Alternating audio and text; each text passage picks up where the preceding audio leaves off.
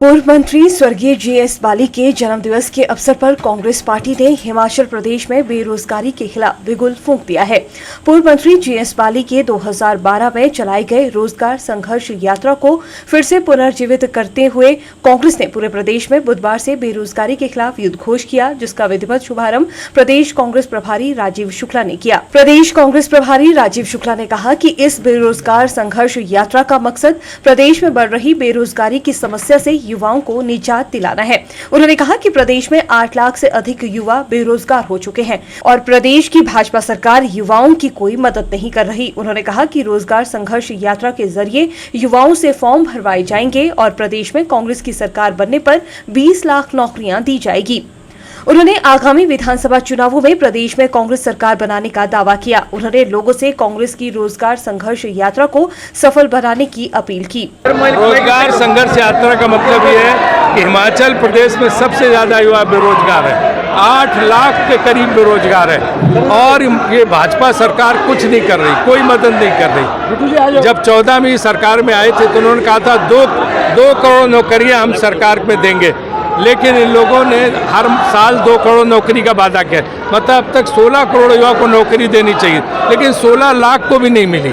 तो इसलिए और बल्कि लोग नौकरी से निकाल दिए गए।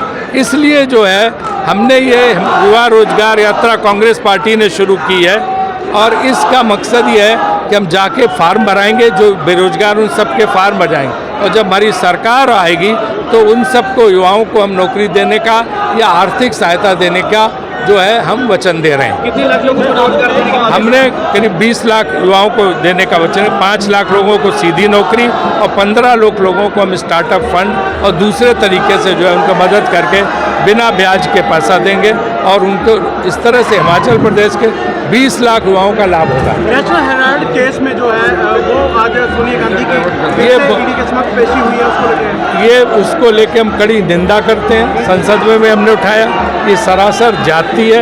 एक बीमार महिला जो 75 साल की हो गई हैं, उनको बार बार तंग किया जा रहा है, सरकार तंग कर रही है। इनको तत्काल प्रभाव से सब बंद करना चाहिए। उस केस में कुछ है ही नहीं।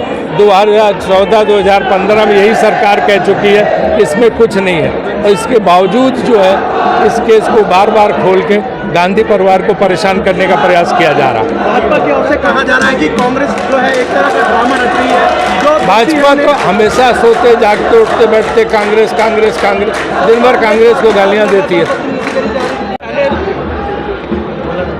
जो ज्वलंत मुद्दे हैं उनसे ध्यान भटकाने की कोशिश हो रही, क्योंकि ये ना रोजगार की समस्या हल कर, भयानक महंगाई, यही मोदी जी मजाक उड़ाते थे जब पेट्रोल के दाम बढ़ते, डीजल के बढ़ते थे, डॉलर के मुकाबले रुपया गिरता था। आज कुछ नहीं बोला जा रहा।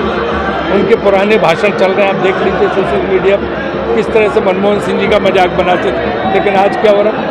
तो इसलिए हिमाचल में 100% कांग्रेस की सरकार आ रही, हम युवाओं को रोजगार देंगे, महंगाई पर काबू करेंगे, यहाँ के लोगों का जीवन स्तर सुधारेंगे। इस मौके पर पार्टी का शीर्ष नेतृत्व नगरोटा बगवा के गांधी ग्राउंड में मौजूद रहा। पार्टी के प्रदेश प्रभारी राजीव शुक्ला के अलावा Gurkirat Kotli, Alka Lamba, CLP leader Mukesh Agnihotri, campaign committee के चीफ सुखविंदर सिंह सुक्खू, पूर्व मंत्री सुधीर शर्मा सहित पार्टी के अन्य नेता मौजूद रहे। इस दौरान पार्टी ने चुनाव के मद्देनजर प्रदेश की जनता से 6 बड़े वायदे जारी किए, जिन्हें पार्टी अपने चुनावी घोषणा पत्र में शामिल करेगी। आकर धोखा देते हैं, फ्री का झुनझुना देना चाहते हैं। मैं आपसे कहूंगी, ये आत्मसम्मान वाला हिमाचल है। इसे मुफ्तखोरी की आदत नहीं, इसे ईमानदारी की, मेहनत की कमाई और रोजगार चाहिए। वो बिजली पानी का बिल भर लेगा, वो मोहताज नहीं बनाएंगे। मैं आपसे कहूंगी, आज पंजाब रो रहा है। पंजाब के 90 विधायक, दिल्ली के 60 विधायक आज अपने विधानसभाओं में नहीं, हिमाचल की एक विधानसभा में बिठा दिए गए हैं। वहां के जो करदाताओं का पैसा उन पर लगना है, वो यहाँ के प्रचार और प्रसार और विज्ञापनों पर फूका जा रहा है।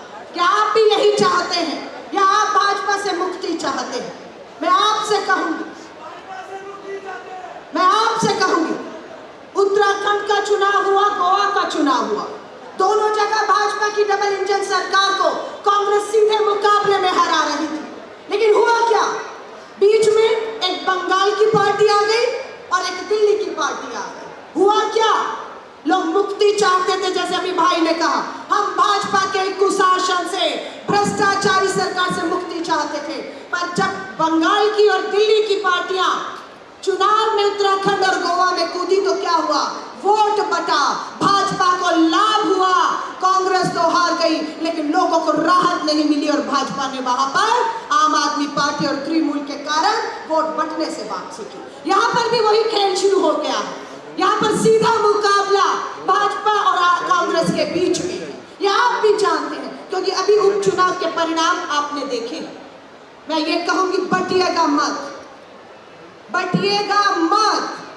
आज हिमाचल प्रदेश मुक्ति चाहता है, मुक्ति चाहता है भ्रष्टाचार से।